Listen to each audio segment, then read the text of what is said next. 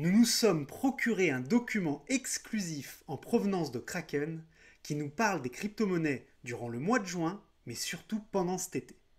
Il y a des données super intéressantes et j'aimerais les partager avec vous maintenant. Mais avant cela, je vous rappelle que vous pouvez télécharger notre vidéo de formation offerte qui vous aide à investir de manière simple et en automatique dans les crypto-monnaies. Pour cela, il vous suffit de cliquer sur le petit i ici en haut à droite ou sur le lien sous la vidéo ici. Je suis Rémi, collaborateur de Jonathan, et je vous présente cette vidéo tout de suite. Voici donc le document que nous nous sommes procurés, qui est en provenance de Kraken Intelligence Ordo AB Crypto, c'est son nom. Alors ils disent « We've been here before », nous sommes là depuis un moment, nous avons été là avant. Et c'est un récap du marché pour le mois de juin 2021. Et vous allez voir, c'est extrêmement intéressant, on y apprend beaucoup de choses très utiles. Et surtout, ça nous prépare pour les prochaines semaines et les prochains mois. Alors déjà, qu'est-ce qui s'est passé d'important d'après Kraken sur le mois de juin 2021 ? Pour ceux qui ne savent pas, Kraken, c'est l'une des plateformes d'échange de crypto-monnaies les plus connues au monde actuellement.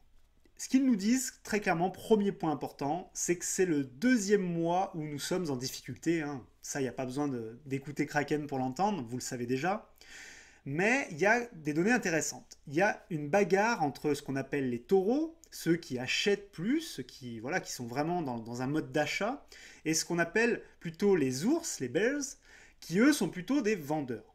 Et donc ce qu'on voit aujourd'hui, c'est qu'on a un équilibre entre 30 et 42 000 dollars sur le prix du Bitcoin par rapport à la bagarre entre ces deux types d'investisseurs. Alors, c'est super intéressant de voir qu'il y a eu des périodes vraiment beaucoup plus importantes, des périodes où il y a eu vraiment du très très bas. Le plus bas sur les 5 premiers mois de l'année, ça a été 28 816 dollars. On a eu des baisses dans le même mois de 23%, ce qui est très très important, parfois même plus dans certains cas. Le deuxième point important, c'est qu'on a vu que nous ne sommes plus réellement dans ce qu'on appelle la alt season. Vous savez, cette période où les crypto-monnaies alternatives, c'est-à-dire toutes celles qui ne sont pas le Bitcoin, le BTC, arrivent à surperformer les résultats du Bitcoin lui-même. Et ça, ce n'est plus le cas. On peut le voir qu'actuellement, on est plutôt en sous-performance, c'est-à-dire que ces crypto-monnaies alternatives du Bitcoin sont en dessous, font moins 17% par rapport au Bitcoin.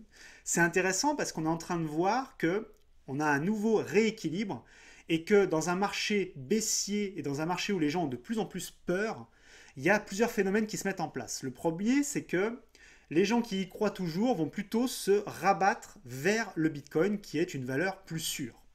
Le deuxième, c'est de dire, bon, j'ai fait des gains, je vais les stocker et les sécuriser dans ce qu'on appelle les stablecoins. Vous savez, ces crypto-monnaies qui sont liées au dollar, parfois au yuan, bientôt à l'euro, et qui permettent d'avoir une stabilité totale de son argent en attendant de meilleurs moments de marché. Ça, c'est la deuxième possibilité. Et la troisième, c'est évidemment prendre son argent et partir du monde des cryptos. Ça peut arriver, peut-être revenir plus tard, peut-être ne jamais revenir. Ça, on ne le saura pas tout de suite. Mais en tout cas, ce qu'on voit, c'est un clair retour du Bitcoin sur le devant de la scène. Et c'est assez logique. À partir du moment où vous avez un marché qui est en difficulté, les gens vont aller vers les valeurs les plus sécurisantes. Et la valeur la plus sécurisante du marché des cryptos, c'est clairement le Bitcoin et les stablecoins. Donc ça, c'est un point important. On voit également un retour de l'intérêt dans les NFT. Je vous ai fait une vidéo hier. Je vous ai fait un live aujourd'hui également où on a parlé des NFT. Donc ça va être, c'est un point super important parce que les NFT, tout le monde pensait que ça allait être une mode, beaucoup d'entre nous en tout cas. Et au final, on se rend compte que c'est une mode qui est en train de durer et que c'est peut-être quelque chose qui va devenir très important. Moi, j'y crois, j'ai ma conviction, je vous l'ai déjà dit. À vous de faire, bien entendu, vos propres recherches. Mais en tout cas, ce qu'on voit, c'est que malgré une baisse de marché très très forte ces 2 derniers mois, les NFT ont diminué de seulement 13%, ce qui est beaucoup moins important que les autres crypto-projets. Donc très important, on a vu bien sûr l'énorme vente, Jay-Z, donc le célèbre rappeur américain qui a acheté un CryptoPunk pour 126 000 dollars. Oui, vous avez bien lu, d'ailleurs vous pouvez voir sur son compte Twitter, il l'a mis en avatar, son petit CryptoPunk. C'est complètement fou, je ne vous cache pas, comme je vous l'ai déjà dit plusieurs fois en vidéo, pour moi les CryptoPunks c'est un peu bizarre. Mais je comprends l'intérêt, il n'y en a que 10 000. Les gens ont envie de les collectionner, un peu comme quand on collectionnait les cartes Panini, comme quand on collectionne les cartes Dragon Ball ou Pokémon. Pourquoi pas? En tout cas, les CryptoPunks, c'est devenu un véritable phénomène de société et de plus en plus de rappeurs américains, de grandes stars en achètent pour dire voilà, je possède mon propre CryptoPunk. Et souvent, ils en prennent un qui leur ressemble, évidemment. Il y a eu également une levée très importante, ce qu'on appelle une levée de fonds en série A. Alors, une levée de fonds, c'est quoi? C'est quand une entreprise fait appel à des investisseurs, des gens qui ont beaucoup d'argent à investir, qui croient en ce projet, qui décident de mettre de l'argent, de rentrer au capital de cette société pour pouvoir l'aider à grossir, à grandir plus vite. Et donc Rarible, ou Rarible en anglais, est une société qui a fait une levée de 14,2 millions de dollars qui va lui permettre d'accélérer son évolution. C'est une entreprise qui a des grandes ambitions internationales et qui avait besoin d'argent pour pouvoir développer ses ambitions internationales. Donc là, ils viennent de lever une très belle somme de 14 millions. D'ailleurs, Cocorico, petit aparté, l'entreprise Sorar, qui est une entreprise française, va annoncer dans les prochaines semaines, on en a déjà parlé un petit peu, une levée de fonds record de 500 millions de dollars, ce qui en fera la plus grande levée de fonds de l'histoire de France, tout simplement. Et ce qui va valoriser l'entreprise, c'est-à-dire qu'on va estimer que cette entreprise va valoir à partir de ce moment-là 3,7 milliards de dollars. C'est complètement fou pour une boîte qui n'a même pas 2 ans. Et d'ailleurs, je vous avais fait un pari et je le continue ce pari. Je vous parie avec vous aujourd'hui que Sorar va racheter Panini dans les prochaines semaines ou dans les prochains mois. Alors, il y a eu d'autres informations très intéressantes. Bored Ape Yacht Club, qui est une entreprise également dans les crypto NFT, qui a lancé son projet, qui cartonne. On a eu beaucoup de choses autour des NFT, mais on a eu aussi beaucoup de choses autour de la DeFi, ce qu'on appelle la finance décentralisée. Vous savez, ce concept qui dit on va essayer de faire de la finance sans passer par les banques, en faisant du peer-to-peer, du pair à pair. C'est-à-dire, moi, je vous donne de l'argent directement sans passer par un intermédiaire, par exemple. Bien sûr, c'est beaucoup plus compliqué que ça. C'est pour simplifier qu'on va dire ça. Alors, il y a eu des informations super intéressantes, notamment autour de Curve Finance, qui a lancé un algorithme d'échange d'assets volatiles. Donc, ce qu'on appelle les assets volatiles, c'est principalement des cryptos aujourd'hui. Donc, ils ont fait une levée de 230 millions de dollars pour pouvoir développer ce projet. Il y a Uniswap qui a annoncé le support d'Arbitrum. Donc c'est une technologie qui est incroyable, qui va permettre d'optimiser les transactions, de faciliter les échanges et d'accélérer le processus sur Uniswap. Donc ça c'est une super nouvelle. Uniswap qui vous permet très facilement de transformer une crypto en une autre sans passer par des logiciels super complexes et à moindre frais surtout. Il y a également Goldfinch. Alors Goldfinch c'est une entreprise très intéressante qui vient de lever 11 millions de dollars par un fonds d'investissement qui est très connu aux US, notamment pour le monde des startups traditionnelles, des entreprises technologiques traditionnelles comme Google, Facebook, Apple, etc. Même si c'est plus vraiment des startups pour le coup. Mais ils ont levé 11 millions de dollars pour pouvoir développer leur projet. Et c'est un projet qui est très intéressant, Goldfinch, puisque c'est un projet qui va permettre à des gens d'accéder à des prêts en crypto-monnaie.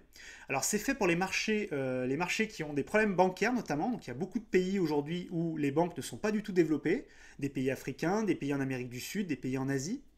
Et donc les gens qui sont là-bas, qui veulent créer un petit business, qui ont besoin de 1000, 2000, 3000 euros, vous savez un peu comme l'époque du microcrédit, on avait créé ça il y a quelques années, et ben, ils vont pouvoir faire la même chose en crypto-monnaie avec Goldfinch. Donc ça c'est génial. Ça peut être également intéressant pour les gens dans les marchés comme le nôtre en France, au Canada, aux États-Unis, ce qu'on appelle les gens qui sont un peu entre deux, qui sont ni riches ni pauvres, qui vont pouvoir également faire des prêts comme ça et demander des prêts en crypto-monnaie via Goldfinch. Donc ça c'est juste génial comme projet. Ça va permettre de créer des vrais projets dans la vraie vie. Encore une fois, ce qui montre bien que les cryptos, ce n'est pas que du virtuel. Encore une fois, il y a eu plein d'autres informations incroyables. Ce document, on va vous le mettre en téléchargement direct sous la vidéo, parce qu'il y a 24 pages, on n'est qu'à la deuxième et je suis déjà à 9 minutes, donc il va falloir accélérer. Donc le Bitcoin, pour faire un récap rapide, vous le connaissez de toute façon. Louis vous fait des vidéos tous les vendredis ou samedis. Jonathan vous fait des vidéos régulièrement également à ce sujet-là. Donc on va passer, vous connaissez, vous regardez les stats, vous verrez dans le document. C'est ce que je vous ai dit tout à l'heure. On a été entre 30 et 42 000 à peu près sur le mois de juin. Il y a eu une bagarre entre ceux qui veulent vendre, ceux qui veulent acheter. On sait que ce qu'on appelle les baleines, c'est-à-dire ceux qui possèdent beaucoup de crypto-monnaies, ont plutôt gardé leurs cryptos, ont fait attention, n'ont pas vendu à ce moment-là, parce qu'ils savent qu'il faut vendre plutôt quand ça explose, ils ne sont pas fous. Par contre, il y a eu énormément de ventes, effectivement, pendant la grande montée, jusqu'au crash du 19 mai que vous connaissez tous. Alors pour Ethereum, un petit peu pareil, il y a eu vraiment des périodes de creux. Alors il y a eu un truc incroyable sur Ethereum, vous l'avez probablement vécu. Il y a 2 mois, ça coûtait extrêmement cher de transférer de l'Ethereum, d'acheter des NFT avec, ou de faire quoi que ce soit avec ETH. Aujourd'hui, on est arrivé à un moment où c'est quasiment le moins cher de l'histoire. C'est complètement fou.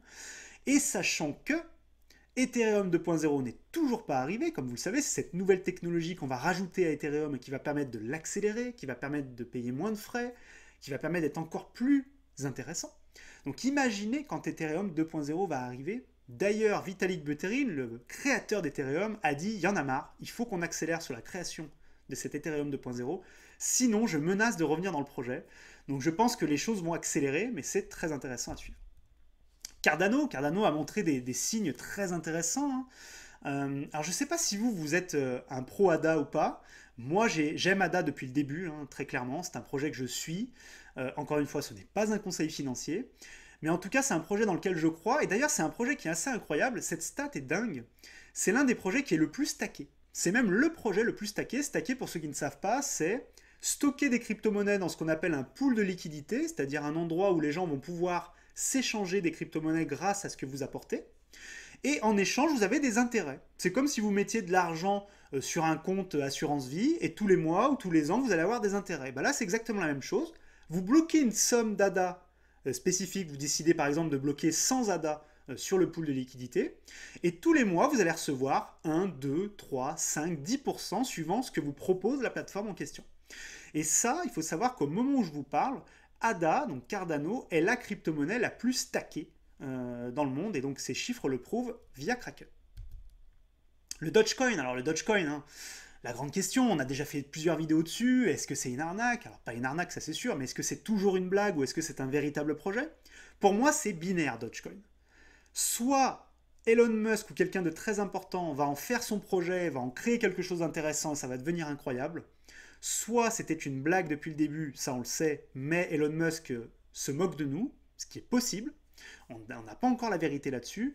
Et dans ce cas-là, ce sera un flop. Donc faites très attention encore une fois. C'est une monnaie qui a un potentiel, c'est sûr. Mais c'est un coup de poker aujourd'hui. C'est quitte ou double. Donc faites extrêmement attention. Encore une fois, on ne vous conseille pas de toute façon. Ce ne sont pas des conseils en investissement. Mais si jamais vous décidez d'y aller, ne mettez que 5% de votre portefeuille dessus. Car c'est extrêmement dangereux. C'est du quitte ou double. Le Polkadot, alors Polkadot c'est complètement différent bien entendu, c'est probablement une crypto beaucoup plus solide, en tout cas il y a plus de chances statistiquement que ça réussisse à la fin, même si on n'a pas de boule de cristal. En tout cas ce projet-là, comme vous le savez, est un projet qui est assez solide, on en a déjà parlé plusieurs fois, Jonathan vous en a déjà parlé également. Personnellement, on a la conviction que c'est un projet solide, à vous de faire vos propres recherches et de consulter le document avec ces informations qui sont très intéressantes sur ce qui s'est passé ce mois-ci. Uniswap, c'est un petit peu pareil, hein, un système, je vous en ai parlé tout à l'heure, donc je ne reviens pas dessus.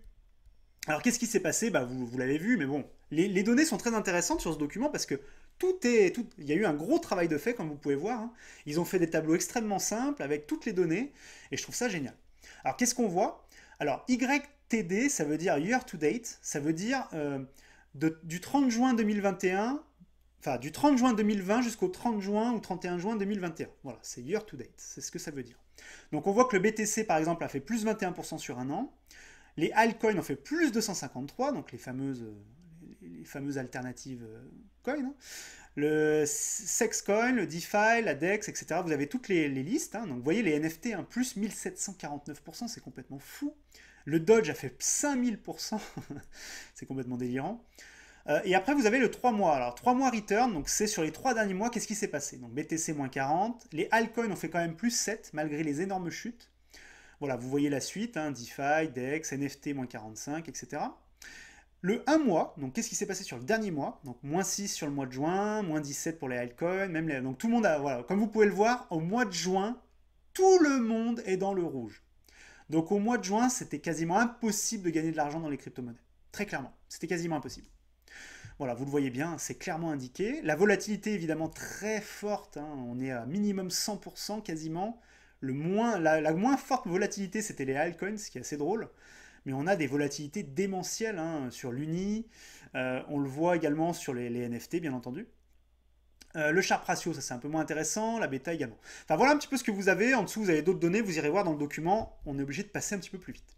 Alors, qu'est-ce qui s'est passé aussi? Voilà, ça c'est très important, c'est deux données importantes, ce qu'on appelle le Crypto Fear and Greed Index.